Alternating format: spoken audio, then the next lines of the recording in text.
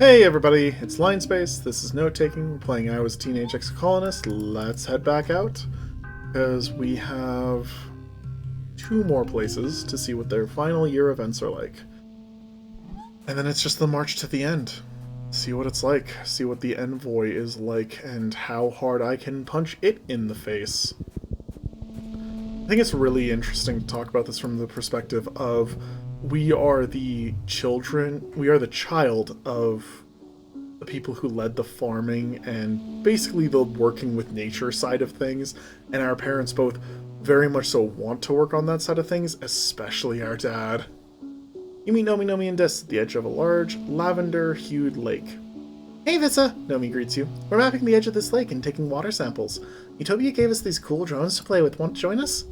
Dis checks his holopalm map. It'll be faster if we split up. You go clockwise and I'll go counterclockwise. We'll meet on the other side. We'll be done. I'll go with Nomi. Nomi springs to your side. Team clockwise, blasting off again! See you on the other side, Dis. I'm surprised that's not trademarked. He waves, perfectly happy to head out alone. You take turns flying the drone around as you walk. It's a sophisticated tool about the size of a golf ball, automatically cataloging flora and sampling the air and water for mineral content.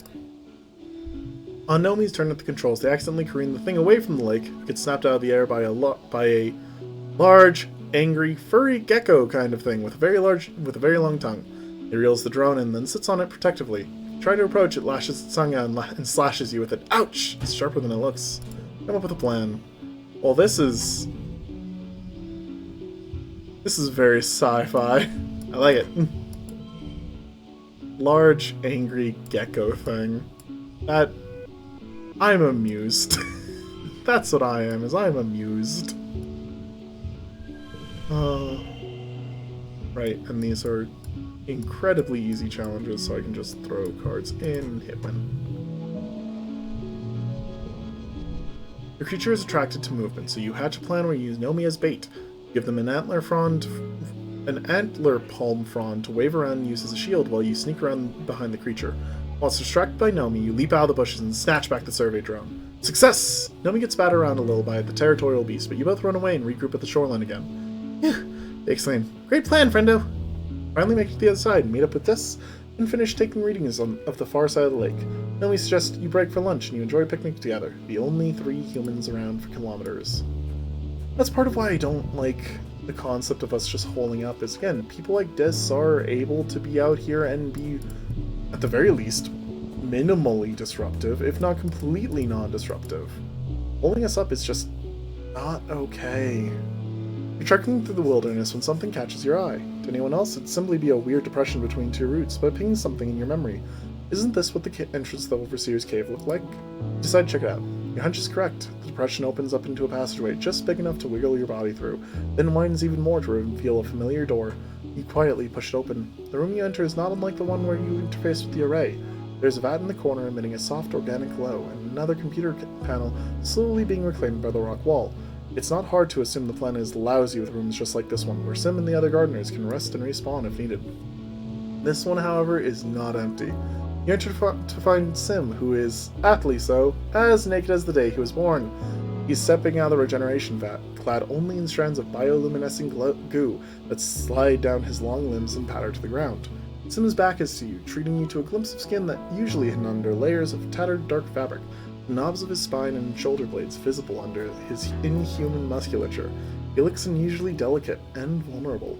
He reaches up and gently wrings out his thick hair, humming a song you recognize from the Hollow Archives. As if sensing the weight of your gaze on his body, he pauses and slowly turns his head. "Vissa," he says softly. "I didn't see you come in." "Sorry to bother you." "It's no bother," Sim replies, looking down at himself. "If it does not bother you, why is Sim still darkened?"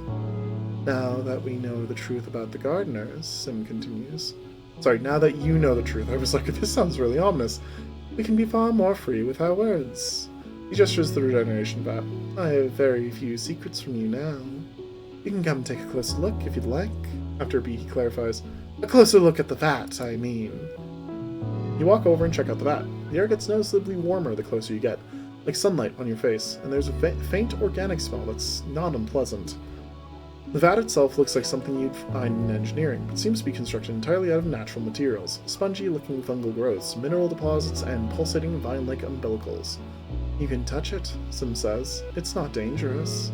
You sit on the lip of the vat and run your fingertips across the surface of the glowing liquid. A slight electrical charge prickles up your forearms, and you feel the frisson of a link to the array. Sim sits down beside you, now fully dressed. His fingers light on the surface of the liquid as well, and you feel a slight presence at the edge of your mind, like a thought you can't reach. I'm glad we can talk freely now, he says. Is there anything you wish to know about me or the gardeners? Okay, gonna drop the voices so that I can get through this quickly, because that's a lot of words. Dying and being reborn, what's that like? Reborn isn't the right word, Sim answers. It's more like reopening a program after a system crash. Everything is still there, perfectly preserved, except for whatever I had since the last time I saved my work. Functionally, it feels like teleportation. As for dying, Sim continues, frowning a little as he considers thought, well, I'm certain that dying can be extremely painful. Depends on the death, I assume. He touches his chest. I have no memory of the moment of death, though I've died many, many times, he says. In that, we are the same. Tell me more about the gardeners. He sighs. Compared to the gardeners, humanity is short-sighted. You're often unable to conceptualize present or future beyond your own lives or those of your direct descendants. Gardeners think on a much larger scale. I once spent 400 years as a mush tree just to avoid talking to a gardener whose methods I disagreed with. He smiles, juvenile, I know, but when your memory spans tens of thousands of years, 400 years is trivial, and has given me a true appreciation for all life, one that goes deeper than I can describe. When I tell you that gardeners are Vertumna, I mean it quite literally. You know, this is something weird to me. You see two extremes when it comes to immortal beings. One is, all life is holy and precious and must be protected forever, or, two, all life that is not immortal is dog shit and doesn't matter. And I don't get the mentality behind either half. Because both of them involve a sense of detachment that the characters written to have these traits wouldn't really have, and honestly gives the impression that they should have just stayed trees. How many gardeners are... Okay, sorry, just as an example, if the gardeners were really this devoted to balance and such, they would just be trees because they would let nature do what it will until the planet did whatever it would. Because that's nature without interference. That's what's annoying about this argument. Oh god, this is not going to stop with them. Okay, Sim thinks for a few seconds. It's hard to say, he answers. There are theoretically an infinite number of instances of the software that comprises a gardener. It's uncommon for a particular instance, such as myself, to go dormant, possibly for thousands of years. He stretches out his fingers and looks at them, then at you. And many gardeners, such as the Overseer, find they do not need to take physical form at all. There are only a handful like myself who do. How old are you? That question has many answers, Sim replies with a side smile. This consciousness has ultimately been in existence for over 20,000 years since the creation of the gardeners, but that means very little. I certainly don't have 20,000 years experience as a bipedal anthropomorphic organic capable of speech. In this body, he gestures to himself, why, it is only minutes old. You like being a gardener? Is the wind like being wind? Sim answers. I'm sorry to be cryptic after I told you I would not, but there really is no other way to answer that question. And what I was created to be, he continues. There is beauty in that, and a clarity of purpose that makes me feel fulfilled. I do not experience existential angst like a human does, although I would expect that you would start if the gardeners do decide to kill us. What should we humans, do? If I knew the answer, I would tell you, Sim replies, placing his hands on top of yours. Pragmatically, I do agree with the other gardeners, he continues. If our purpose is to protect the biosphere of Vertumna, and humanity poses a threat to that, then by the letter of our own design, humanity must be eradicated. However, he sighs and looks away. I love humanity. I think you are all an incredible species. It would be a shame to destroy you.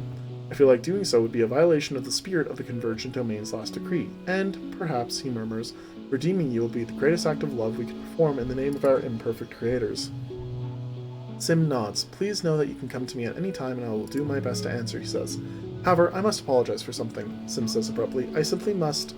May I touch you? At your questioning look, Sim blushes and turns his head away. This body is new, he murmurs, and all of its senses are heightened. I confess I find myself unable to stop myself from wondering what it would be like to touch another while I am vulnerable to sensation like this. Sure, Sim. Sim looks delighted as he reaches out and pets your hair, running his fingers through the fine strands. Marvelous, he says. Truly a texture I have not been able to replicate in my own bodies.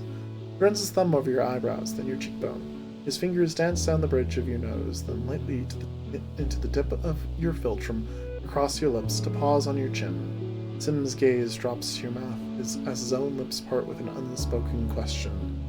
No. Sim's eyes narrow in thought. Yes, that is a concern for certain humans, isn't it? He murmurs. I was not aware you felt the same. My apologies. He stands and takes a deep breath. I would like to go outside, he announces. Have you ever swam in the lake nearby? It's incredible, especially when my senses are heightened. I love the feel of the sun and water on my skin. He smiles down at you. You are welcome to join me, if you like. Instead of trying to comment more on the gardeners for now, I do want to comment on my complaint before that being outside the colony gives you so much more depth to your experience than being in the colony does. I've probably spent an hour of the past 3 hours just talking to Sim. That's so much time over like 2 or 3 scenes. It's a lot to have to take in all at once. The fact that the gardener, the overseer conversation was back to back did not help my outrage at it. But again, it speaks to how this was such a key and crucial part to the experience of this game, and it's kind of a bummer to me that if you never level up toughness or bravery, you never get to come out here. I kind of wish that once Expeditions opened up, they gave you some other option for coming out here. You find Nomi crouching in the bushes, watching a majestic baloneel bathing in a nearby pond. They wave you over and pull you down to crouch beside them. You think I can ride it? They ask, gesturing to the baloneel. They're so slow and gentle. I don't think it'll mind. Look at its cute little face. Watch the baloneel open its cute little face and suck down a huge mouthful of mud and water. I'll help. Let's do this. Alright, they cheer, standing up from the bush. Wait, now? You didn't even make a... Nope, there they go. Nomi has a lasso ready and everything, and before you know it, they go around the baloneel's neck. They're halfway up the thing's slimy flank. Let's keep it calm. The baloneel is startled, but you distracted by coming out of the bushes and splashing around the lake. It regards you with curiosity. It's a gentle giant, and it doesn't want to hurt any of the pond's smaller denizens, apparently including yourself. Nomi scuttles up the rest of the way and whoops with joy when they're at the top. I'm sorry. That picture of Nomi is just so good. The baloneel seems irritated, but after a while it settles back into the muck and goes back to eating. A huge plume of spray erupts from their blowhole, misting all over Nomi. Nomi stands up and does some superhero posing on its back, a huge grin on her face. You snap a few shots with your holopalm to share on the holonet later. After a while, Nomi slides down from the baloneel's back and gives you a big hug. Thanks, friendo, they exclaim. They review your photos. Oh, wow! These are going to be great reference photos, they say, already clearly thinking about the next great masterpiece. They wander away, head stuck in their holopalm, paying so little attention to their surroundings you're almost tempted to follow and make sure they don't blunder into trouble. Maybe they should stick to drawing monsters. There's no way they could have done that without you there to help. Let's go home. Nomi's wonderful. They're just a very, very fun character. They're asexual, if not aromantic, or they're somewhere on the demi-ace spectrum. And actually get that. They actually do outright like cheer for it if you agree with them about a specific something in a scene together. And I, as somebody who's also on the demi-ace spectrum, I kind of struggle with the representation of demi-ace people, in no small part because they're almost always aromantic, which it seems like you can get her interested. Sorry, get them. I'm so bad about it, and I'm so sorry for that. It seems like you can get them interested in romance, so they're not completely aromantic, it seems. But they are asexual, or they're demisexual, and I don't like that that gets tied to being agender so often. It really feels like to reject one element of those three, you have to be rejecting all three simultaneously, and I don't love that personally. It's it makes someone like me, who's actually got a high libido for a demi-ace person, it makes it feel uncomfortable for me because I am desperately romantic, and I'm very much so a cis male. It's... Representation is important, and I will take what I can get, but it, just like how I've commented before, that speaking out against non-utopian ideals is important to help us move towards that. This is me saying I would like to see more varied interpretations of agender, asexual, and aromantic people that are not quite so tied up with each other. You hear a sad hiccuping sound and follow it to find a sick Hopeye. It's hunched down low, its foot completely nestled under its body and shivering uncontrollably. Its enormous eyes roll around in confusion and fear at your approach. It needs help. Take it home.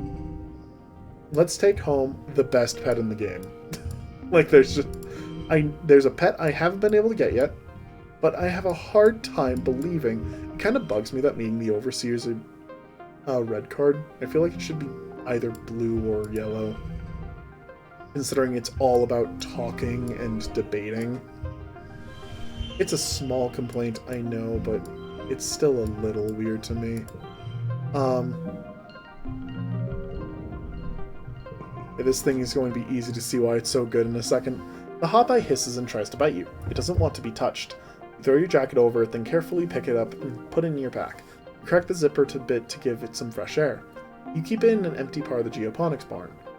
Every day you bring it food and water and gradually nurse it back to health.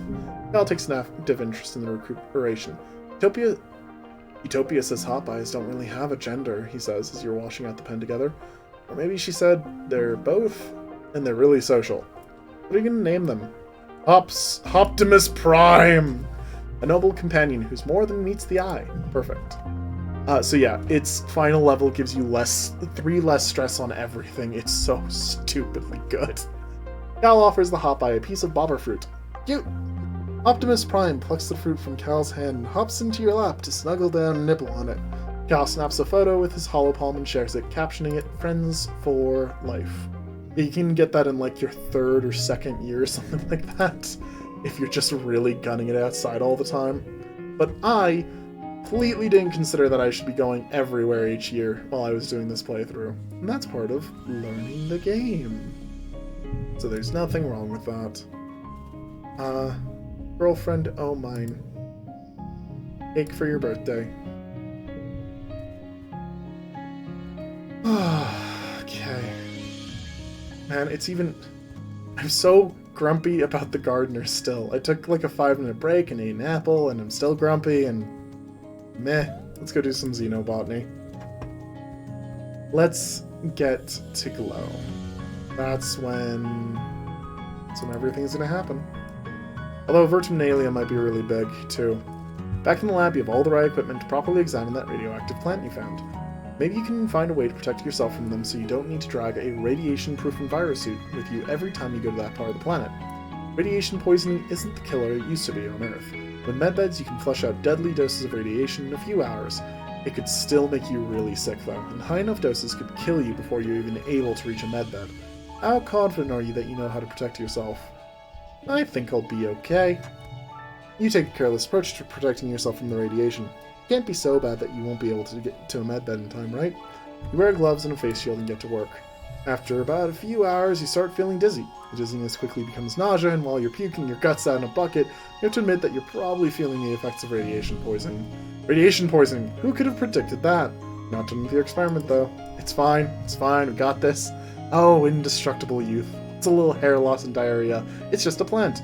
You're better than a plant. This might be one of the dumbest things you've ever done. You'll be in a med bay wishing it killed you for at least a week, but you did complete your experiment.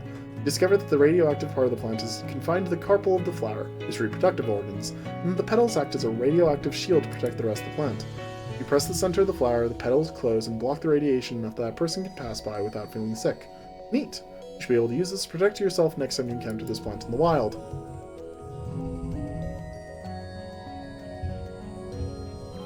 I commented earlier that my vocal range feels really low today.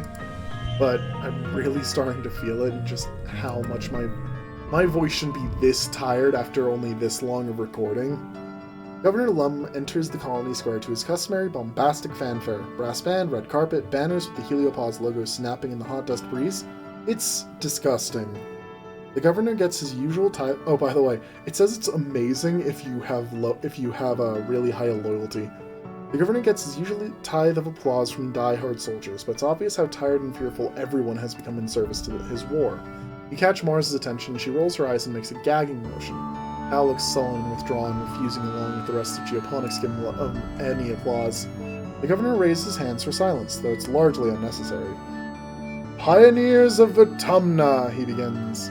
We stand here today, not shivering and quaking in fear, but with our hands around the neck, he makes a ringing gesture, of the planet herself. Before he can continue, Mars leaps from her seat and runs to the front of the stage. A ripple of fear goes through the crowd. You all remember what happened to Utopia last year. It doesn't have to be like this, she cries, speaking to the crowd. We don't have to listen to him. He's just a bully with a gun, like the ones we left behind on Earth.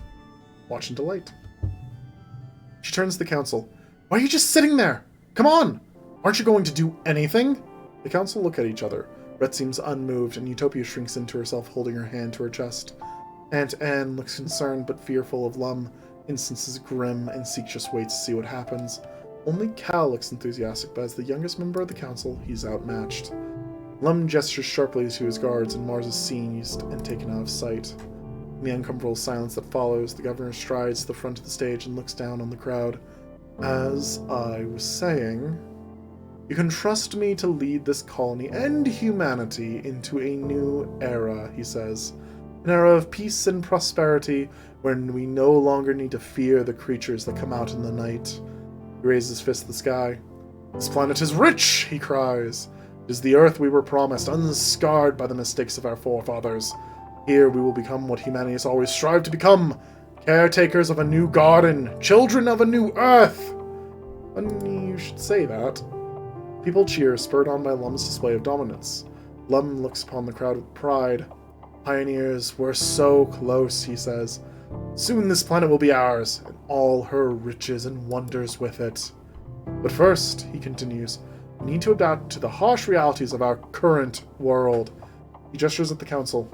I know you all love your council, but it's time we thought about the future. We need to guard the colony leadership, he says this with some disdain, against sudden upheavals, deaths, imprisonments, and the like. I've decided to instate a second position for each seat on the council, he announces. That's actually not a bad idea, typically. Lum explains that every council member will take an official second-in-command. Seconds will be trained in the running of the department and will be ready to take over the department should the worst thing happen during attack. The council looks concerned. Is this how Lum begins to cycle out the colonial government with a veneer of legitimacy? So this is a good idea being implemented for bad purposes, because it is good to have clear transition of power in these kinds of situations, where we're not really electing most of the time. Applicants must have spent a minimum amount of time in that department and will be judged by the council based on their relevant skills, though Lum will likely argue hard for his Helio appointees. You scribble your name on the palette for second security officer, second cultivator, Okay, so I support... No, this is second security officer. You add your name to the ballot along with Nem and Vase, if only to keep Vase out of it. Please don't let Vase get it. Nem shakes your hand and tells you she hopes the best person wins for the good of the colony. Vase just gives you a nod. His piercing eyes say he's up for the challenge. The council discusses all nominees at length. Then, you win! +2 skill on red challenge wins. Security Chief Rhett looks proud as he gives you an extra stripe for your uniform. His hand rests heavily on your shoulder. You're an excellent soldier, and someone I trust to succeed me, he says.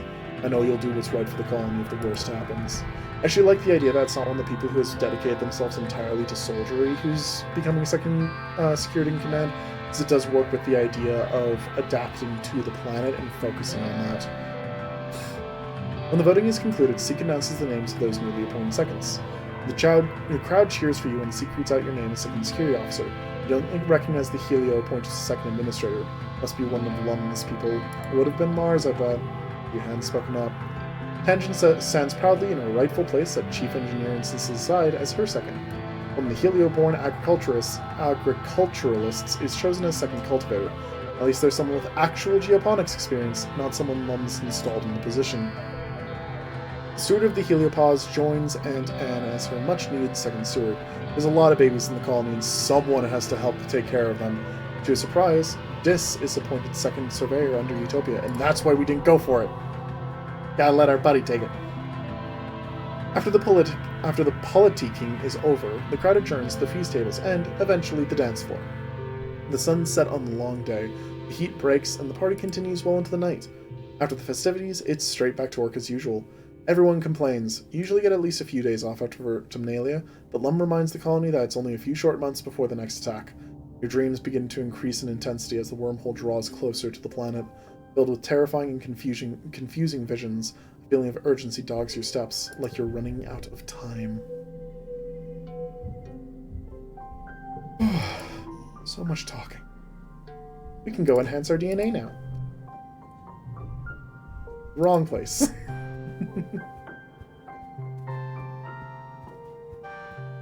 So that is not a disinteresting take, because definitely you don't get the second-in-command situation with Mars taking over.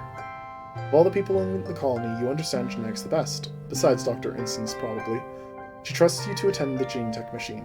With access to a machine like this, you could give yourself a new genetic enhancement. Sure, you probably shouldn't mess with your genome too much in vivo, but one little change couldn't hurt. Of course I want to. Okay, so calm temperament is typically the one I would pick just for the sake of, bettering the game experience, but in this case it's Eagle Eyes. Vissa is an explorer and a fighter. Your eyes now have both eagle and owl DNA, so you have superhuman long distance and night vision. It's a tricky process, much more complicated than modifying the malleable stem cells in an embryo. You wouldn't risk doing it again, but this time it works out. Dr. Instance knows what you've done, but you take her silence as tacit approval of your risky experiment. I like the idea that you can't give a second gene enhancement at birth, because it simply would unravel your genes. Maybe this will turn into a fad of people changing their genes later on in their lives.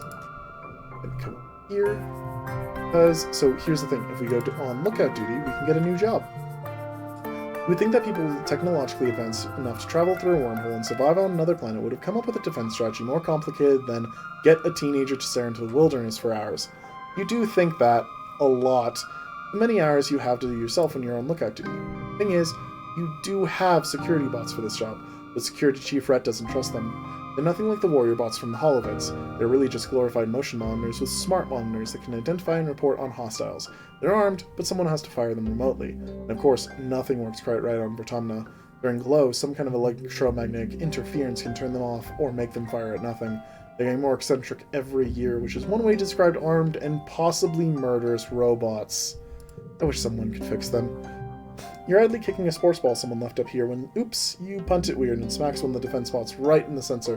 Whoop, whoop, whoop, whoop. Oh no. The little camera part whirs, and all of its turrets turn to aim at you. You feel a cold sweat trickle up the back of your neck. Whoop, whoop, whoop, whoop, whoop. Remember what Rhett said. They don't fire unless a human tells them to, but if even Rhett doesn't trust them, ignore and do your job, fix it, or sabotage it. Amazed. Fix it. It's no trouble to reboot the thing and clean off its dirty camera. Hey, +1 colony defense. You feel bad for the little fellow up here, just like you on lookout duty all day, every day, with no breaks at all. While you're fixing it, some huge flying Xeno went right over your head and, well, pooped giant poops all over the colony square. It's not pretty. You should have seen that coming from clicks away, but neither you or the rebooting camera bot warned anyone. Demerits! Well, that's a fun thing to have happen. I didn't know about that one. Always a fan of something happening that I don't know about. Mid dust cycles to late dust. And lookout duty.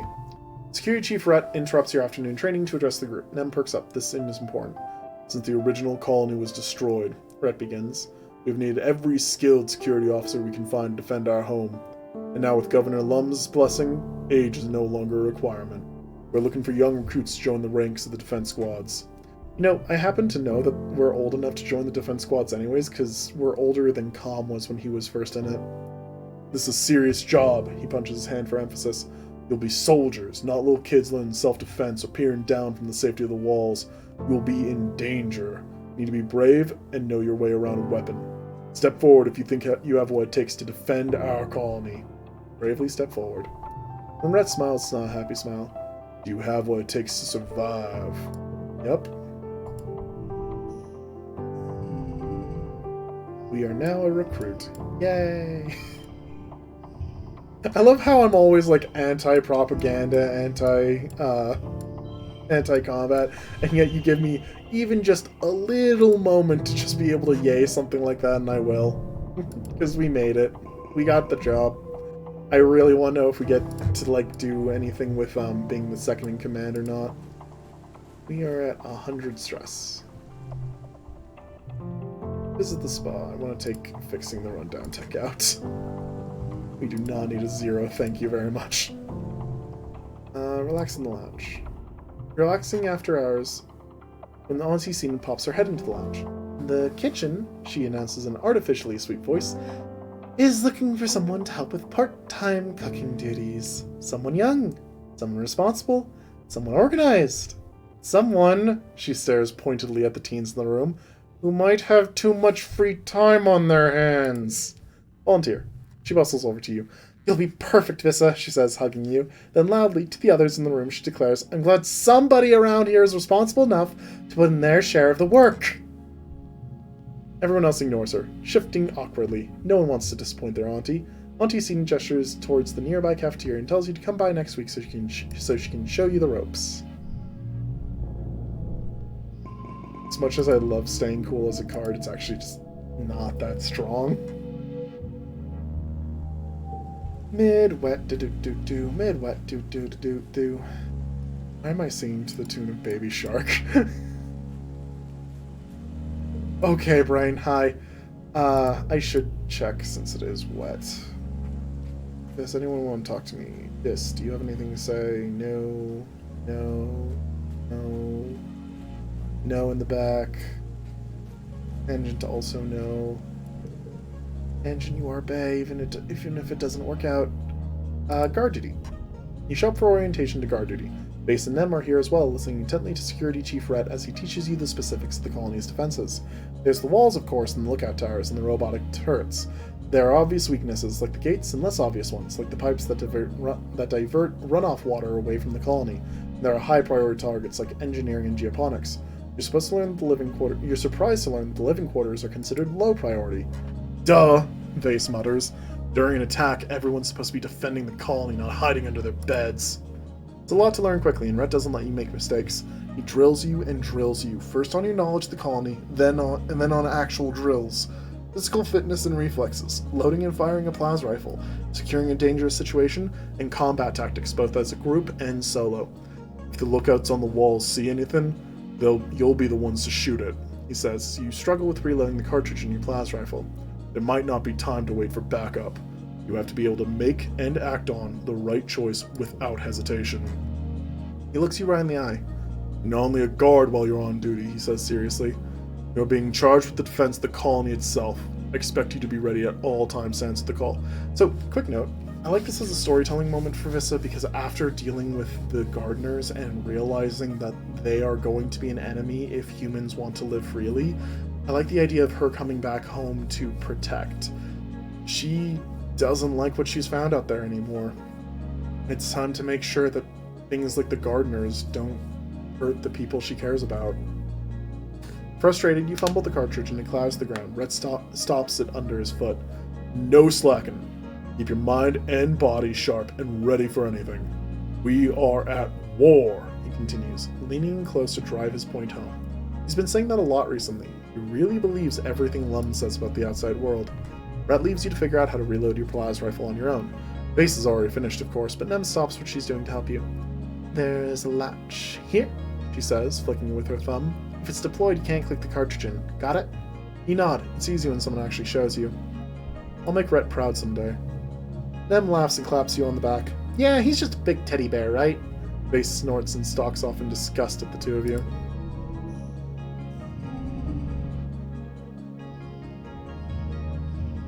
We might be a rebel, but we've got more than just rebel in our veins.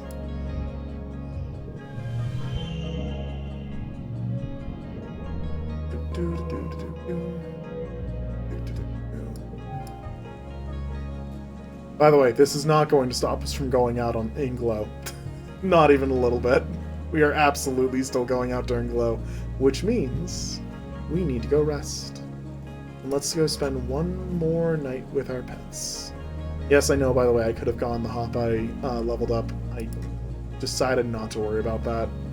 That was an actual choice, I promise. Yeah, I'll keep our equipment as is. Walks in the park. You play with your Hopeye Optimus Prime while you hang out in the gardens. They're pretty well behaved, never straying too far into the underbrush and always coming back when you call their name. Another Hopeye shyly approaches out of the long grass. Your Hopeye goes totally still, then lets out a happy chitter and bounces off to greet the stranger. They touch noses, then hop around each other twice. They disappear for a few minutes into the underbrush, long enough that you begin to get concerned. Finally, Optimus Prime bounces back to you and nuzzles against your leg. They want to be picked up and cuddled, so you pop them underneath your shirt and carry them like a baby for the rest of the way. Aww. It turns out the Hopeye is precious. I should have gone rid of Vase's card. Damn it. You know what? Let's go correct that. I got 50 kudos. This is the last thing we'll do. The last thing we'll do before Glow, and then presumably the end of the game. Where is it? You suck. It's essentially a 3. At best, a 4. It's just not good enough to keep around.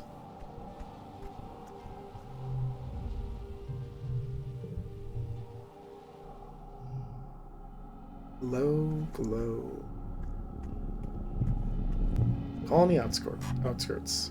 Come to a dense part of the path where the gnarled wood surrounds you and blocks... Okay, we've seen this one. We need to cut through so we don't get grabbed by webs. Grabbed by webs and then have God knows what happened to us. Someday I'll find out. Someday. Not now. Nope. Because I'm really trying not to do any save scumming on stream. I've definitely done it off stream. I think that's fine. I think it's fine to choose to save scum your options here in this game. Experience the game how you want to. This is not something to take super seriously.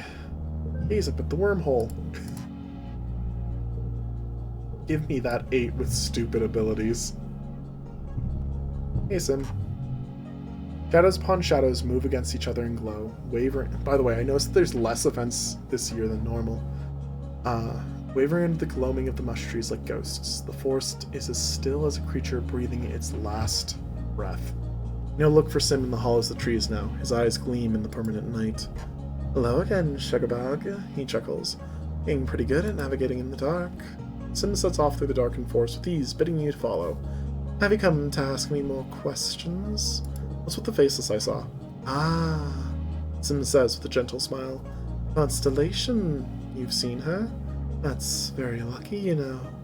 Don't ask me how she does it, but she manages to sneak around these woods like a ghost.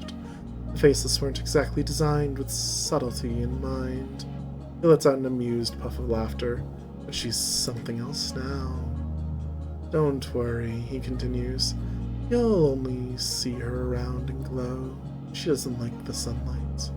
Unless you breathe in her spores, she's harmless. You fix him with an incredulous look and he shrugs. It was quite the upset when she broke away from the hole and went to seed, he replies. But as humans say, life finds a way. Sim stops walking and smiles politely. Well, that is enough for now. The trees have ears, you know. I'm gonna opt not to talk about the gardeners choosing not to act on something, doing something it shouldn't.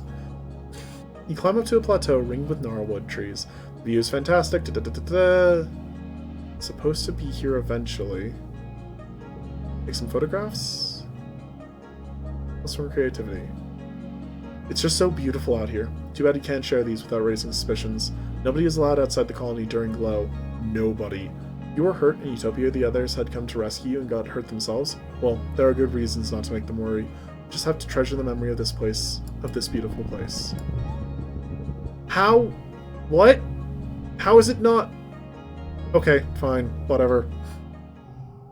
I don't understand. I don't know, but fine. I don't know when the moment was supposed to be. Maybe it was last year, and it was staring up at the wormhole, and when it said not now then, it was because we needed to wait and wait and wait and wait and wait. Knowing the attack is coming, as it always comes in glow, does nothing to calm your nerves. There's only so long you can handle sheltering in your quarters. As the month draws longer, you find yourself acting compulsively, walking the walls when you're not working, scanning the tree line for the first sign of trouble. You're there when you see them. Dark on dark shapes coming out of the forest, perfectly silent. You watch with the lookouts as more and more figures amass at the forest's edge. Minutes pass as the horde pushes into the firebreak, numbering at least, must be in the thousands, more animals than you have ever seen in one place. The ground is choked with a teeming carpet of smaller creatures darting in and among the legs of... No. Oh no. The forest bends as a faceless emerges from its depths, followed by two more. Then more and more. You lose track of how many faceless appear on the tree line. A discouraged cry rises from the guards. One faceless destroyed your colony. Two faceless required an irresponsible number of explosives to take down. This many faceless? You're not even sure. The guard beside you gasps and points off into the horizon. There, the darkness is seen to coalesce into pillars, and they're moving like legs.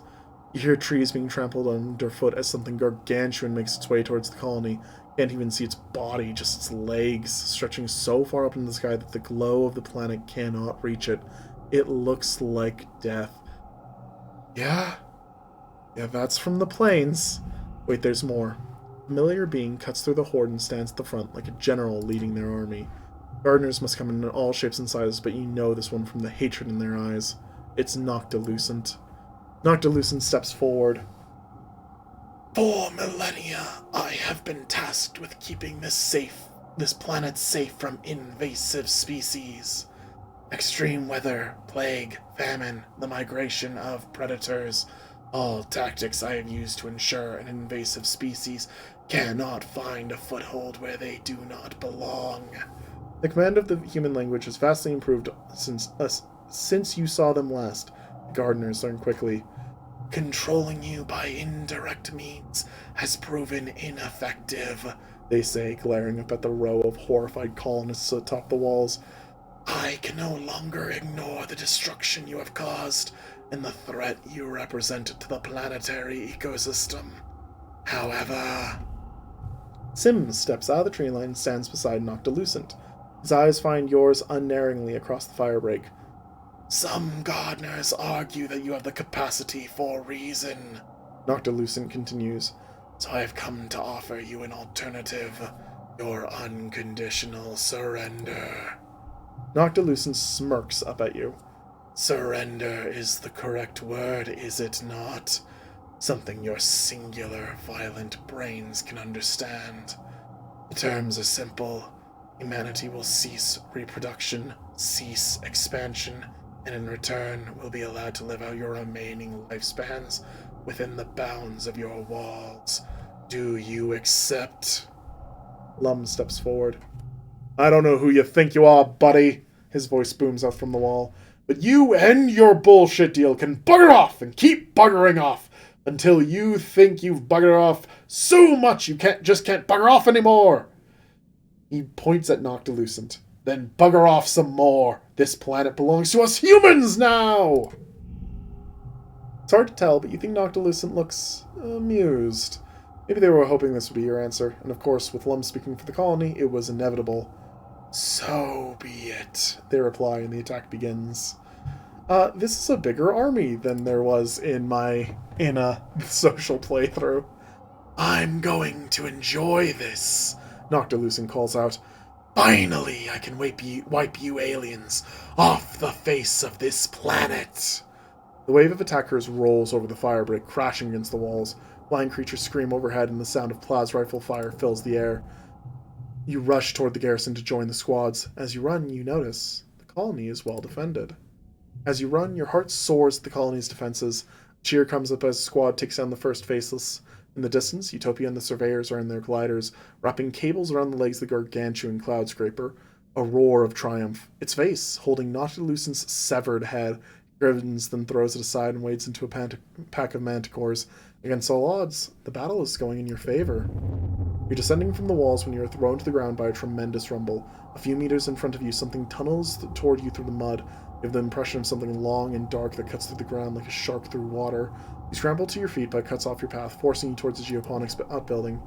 It's a storage shed, mostly empty besides bales of hay used as float cow feed. Dimly lit, but you think you see another door at the far end. The creature advances, throwing up rocks and chunks of dirt as it tunnels closer. Fight it. You think I'm going to die like that? Absolutely not.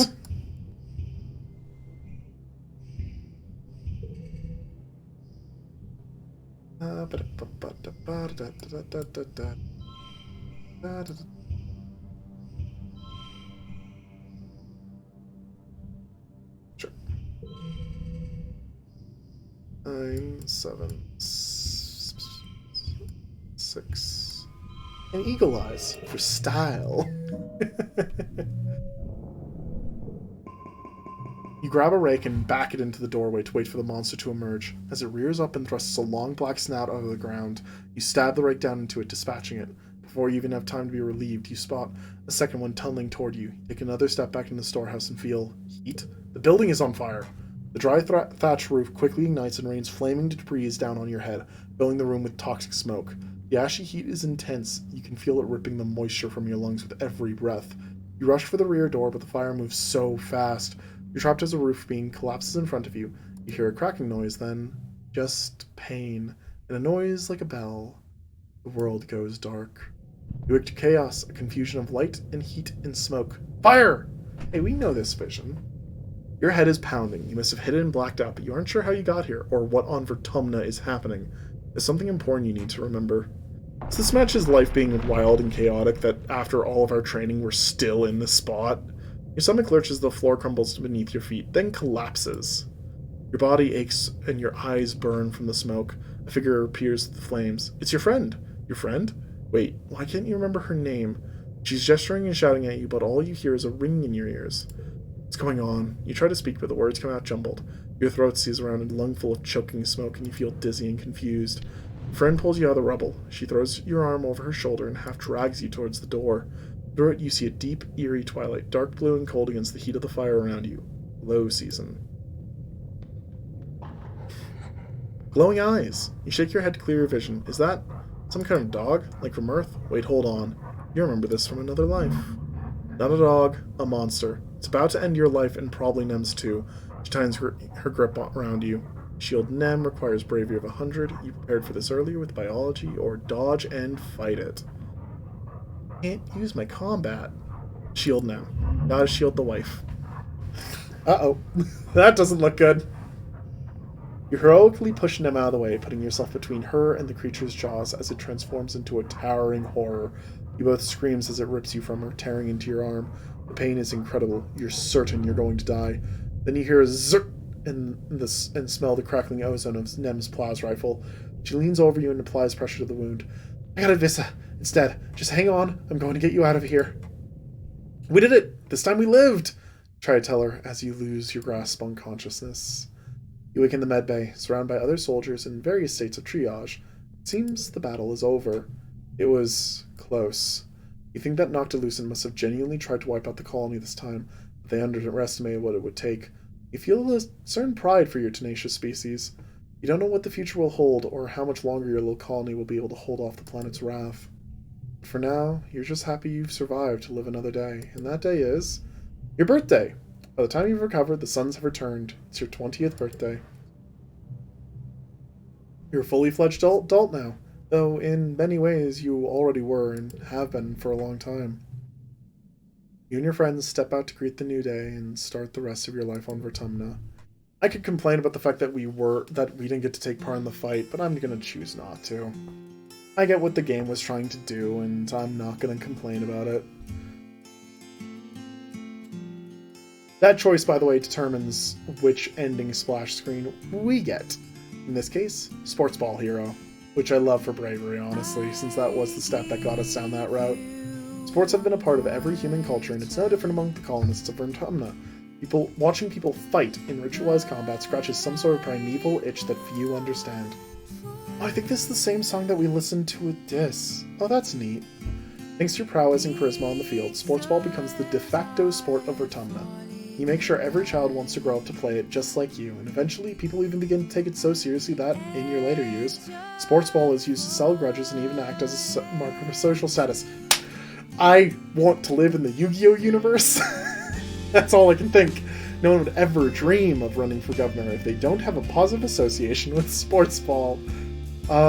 We don't have enough rebellion to form lifelong bonds, so you invent a new... Sorry, no, we're too rebellious. You invent a new sports ball variation. After a few decades of playing the same old game, you invent a new way to play that is way weirder and even more fun, involving a third goal and a net that moves up and down. You're still playing it when you retire after scoring the winning spike in the league finals. Of course, they trot you out 10 years later for an All-Stars game. Sure, you twist your knee pretty badly, you just can't handle those moves anymore, but it's worth it to see the joy on the faces of everyone you love. They retire your jersey number in the rafters of the garrison beside comms.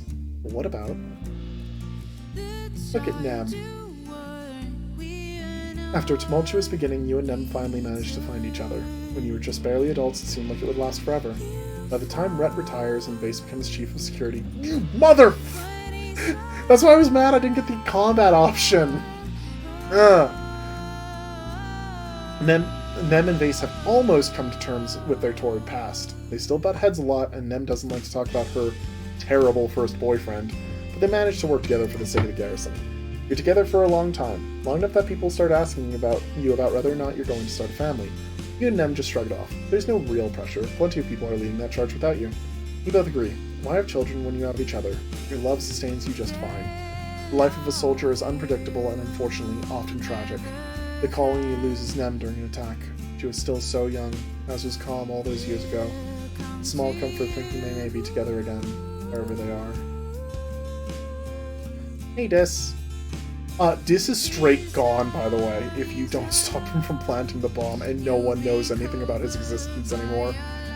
Utopia keeps him on as second surveyor, recognizing that a man like Dis needs to feel useful or he's prone to wander. Over time, he strains up his act and even learns to play nice with authority, though he and Utopia together certainly keep the council guessing. He spends more and more time in the wilderness, particularly during Glow. There's certain some distrust from the more militant factions in the colony. What is he doing out there? Who is he meeting?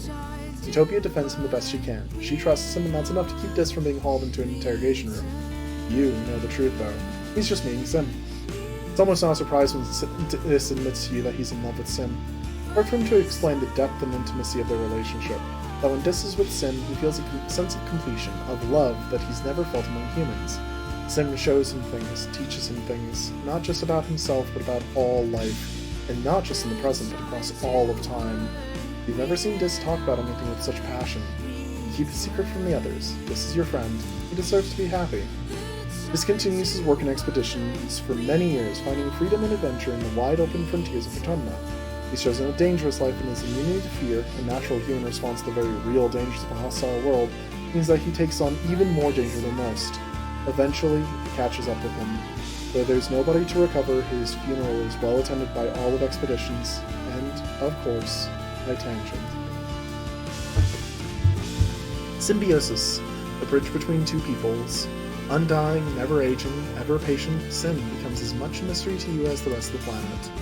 The colony continues to buckle under yearly attacks and unnatural disasters, but Sim never wavers in his passion to learn everything about humanity. He remains cryptic as always, his affection for your species only deepens. In your grief and demoralizing fatigue, you sometimes turn to blaming Sim. Why can't he stop these attacks? Why can't he argue with the gardeners to leave humanity alone? He never holds against you, no matter how cruel your words. Every time you calm down, he patiently reminds you that his dissenting voice is one of the only reasons humanity hasn't been destroyed outright. Meeting Sim in secret makes you feel horrible sometimes, like you're being torn apart in the middle of this war. You love your friend, but the war takes its toll on friendship just like it wears down the colony. As the years go on, you venture out less and less often. It's dangerous out there, and your work keeps you inside the colony. Eventually, you stop seeing him at all. You think he might have taken another form. Maybe he's moved on from humans to be some other animal. Or maybe the gardeners have given up on understanding humans. The attacks only grow stronger every year. Your friend Tammy blossoms into a fine mother, not just to her own children, but to every person in the colony who needs a mother's love. Cal and Tammy's commitment ceremony is the event of the decade, bedecked with flowers, streamers, and holographic images of unicorns and fairy tale castles. They stand before the colony with echinacea and profess their intentions to live together as a family unit. A foregone conclusion for most, as Tammy is already beginning to show her second pregnancy. The 3, soon 4, then many more of them are a symbol of hope for your growing colony. They live on a homestead near Geoponics, and their home is always filled with love and laughter. Tammy insists on cooking for you on your weekly family dinners. She even begins to get pretty good at it.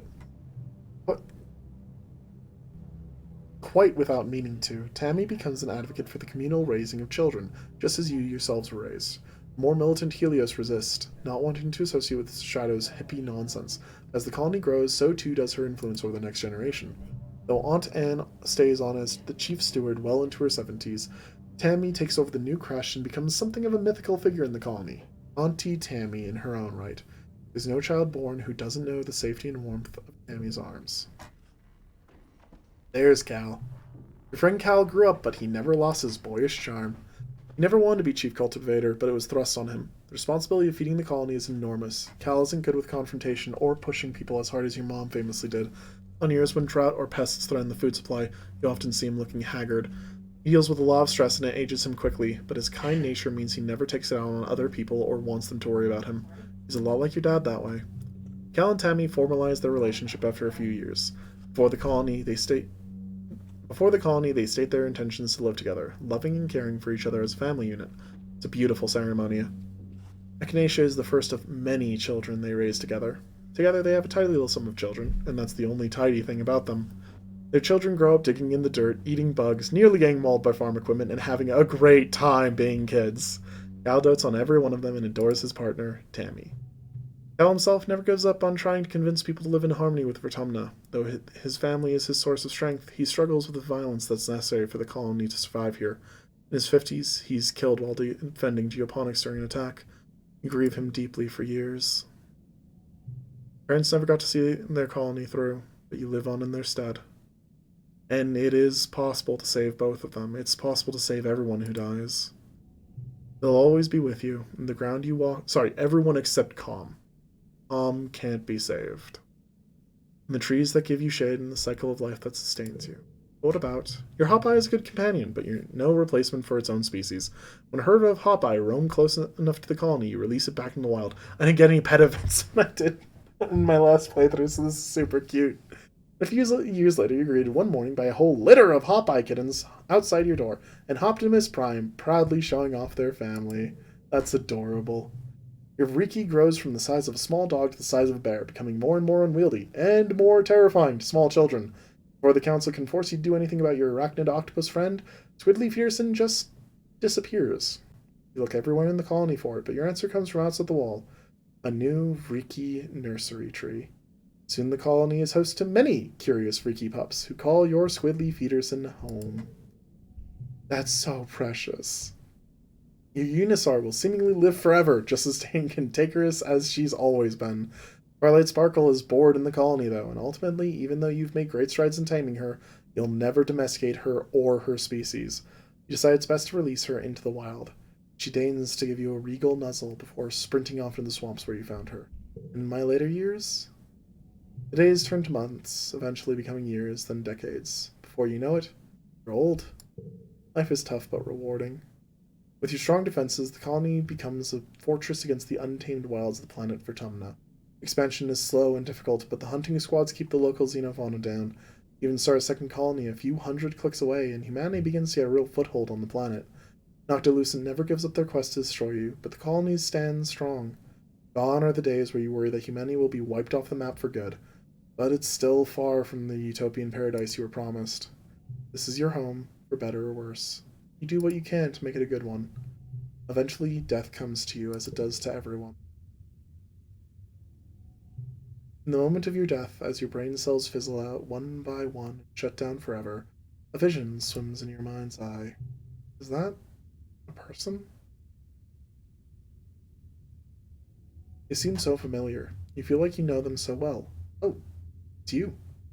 Only ancient. Our arms are covered with so many data bands, so many lifetimes of knowledge. That's a cute excuse for this very tribalistic look. The ancient you speaks without moving her mouth, not in words, but in something like pictures. Still, you understand. She smiles. Had a good life. There are so many possibilities, and this was only. Could have done better. I can tell from the weight of your soul, she says sadly, that many of your friends and family before their time. People who might not have, perhaps, if you made different choices. She pats your shoulder consolingly. It's natural, grief. Wish you could have done something different. Saved someone special, or really can save. Have a chance to take a change the way our life. Reaches out a hand. Come with. And credits. With the option to start a new life. I have a few minutes, so while I go through my thoughts, I will go ahead and first save that last game with Vissa. That way I can go through the endings in my own time. If I had the time, I promise I would go through all the endings, but... Sorry, all 3 of the endings we had available to us, I should say, but I just don't. Like, that's just the bottom line, is I don't have time for that. Because I have to leave for work in about 40 minutes. I know that I got very, very grumpy with the last few... With the gardeners. I'm just going to come out and say, with the gardeners and the... With some of the messaging in this game. These, by the way, I think are everybody that you get to 100 friendship with. With Sim in the back. I love this game. I can't overstate it enough. I think its heart is in the right place, and it's a great step forward in the concept of trying to do narrative games like in this kind of style. Taking the concept of a talking simulator or a visual novel and giving it an element of gameplay that is meaningful. You getting to choose who you interact, how you interact with them, giving them gifts, having that then take effect in your other elements of gameplay, those are good because it helps keep you from feeling like you're just reading a book, and eventually ends up paying off in really big ways. Being able to do things you wouldn't be able to otherwise, and the various other elements like that. It's fantastic. I'm such a big fan of this game. I really am. Like, I can sing so many praises. And honestly, this whole concept of the New Game Plus system and having your previous lives to change what future playthroughs are like based on what you've gotten from the past is so good. Your earliest memories are of your fourth birthday. There's a big cake with a neat hollow effect that looks like fire. When you reach out to touch it, all you get is a handful of icing. Yummy! Your favorite present is... Yes, you get to now start with something new. Right from go, they give you more options for customization for doing what you want to do instead of playing through the game blind. I love it. And, of course, if this is Vissa's second wave, it has to be a sports ball. You kick that ball up and down the corridors all day. You want to play with Calm and the other older kids, but Security Chief Rhett says you should wait a few years. He seems nice. You don't understand why the older kids are scared of him. From as early as you can remember, you've had vivid dreams every night. Oh. You dream about your parents too, only they're more serious. At night, you explore a vast, unexplored wilderness under wide open skies, enjoying the feeling of rain hitting your face. Except sometimes you dream of monsters. Sometimes the bad dreams make you scared to go to sleep. So every night, before lights out, your dad tells you a bedtime story. You often ask for Tales of Earth, a place you've only seen in the holovids. Your dad doesn't want to talk about it. How about we save that for another time, say. Or maybe when you're older. Preferred made-up stories. Your favorite is Sir Knight and Princess Petticoats, Superhero Justice Warriors, Future Dog and the Space Cadets, Stories from Your Dreams. I didn't have this option before. I want to know what that bonus comes with. +5 bravery. Yeah! Oh, that's great. And that's such a powerful card to start with. You've always been weird that way. You beg him to tell you stories about aliens called the Gardeners, and insist that they are real people you've met, or will meet, or something. They're from your dreams, but it seems so real. It's more like remembering. It's hard to explain. Your family doesn't understand, but your dad is happy to play make-believe. Together, you make up new adventures for the Gardeners every night. Every child in the Stratosphere is given one genetic enhancement. And then you get to pick your friend, which we would actually change to Anemone. Toughness and combat right off the bat. One day you're scrambling up onto a console to get the drop on her, but something you touch causes all sorts of flashing lights and screaming sirens. Dr. Instance rushes in, furious, but Anemone steps forward and says it was her fault. You admit you were playing tag 2, +2 bravery, +25 loyalty. Anemone's impressed by your bravery, but Instant says she's disappointed with both of you. It seems to you that she's always disappointed with everything. You're both ground to the quarters wing for the next few days. It's not so bad, because at least you're together. You're 10 years old when the ship finally reaches the wormhole. Okay. And then this just starts you into everything else. And just as a note... Hey, I have that!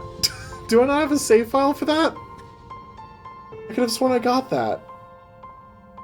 I'm gonna have to look into that. Anyways, so yes, even here, you can start doing things to try and affect the future. Again, I can't stress enough. I love this game. I'm going to play a lot of it in my own time. It's going to be hard moving on to the next game. I'm hoping to do a few one-off episodes, or maybe 2 or 3 episodes on something with some funner, more action games before moving on to the next game. For those of you who are curious what that next big game will be, well, you see, I like big monsters. The Faceless really gets me. Accordingly, that love had to come from somewhere, and it's a love that I found able to be reignited several times through the games of the franchise. I am a huge fan of the Digimon video games. I own Digimon Survive, and never got around to playing it because I started working right when it came out and had to focus on that for a while. So, the next game we'll be playing will be honestly kind of a similar vein. A visual novel with play elements, although in this case it's going to be top-down strategy, which means expect a lot more in-depth strategy talk than the card games here required. If you're looking forward to that. I've never said it yet, but finally I will. Please subscribe to the channel. I'm going to start trying to promote myself more seriously, going to start doing thumbnails. This was a chance for me to rediscover my love of streaming, and this game ended up being a perfect way of doing that. This game was marvelous, and I hope you'll join me as I try to find experiences at least as good as this, if not try to find something I love even more. Let me know down in the comments below some of your thoughts. I want to hear other perspectives on this, especially other perspectives who saw the same things that this playthrough presented. I do still plan to do one more video on this, and I don't know when that's going to come out. I might try and do a few more things with the New Game Plus system before I do that, but I'll get it figured out. Don't you worry about that. No matter what, though, whether you choose to subscribe or not, whether I'll ever see you again or not, I want you all to remember you're worth something. You're worth fighting for, no matter what nihilistic concept of humanity people want to present you with. We can do better, and we always are. So take care of yourselves, and have the best day that you possibly can.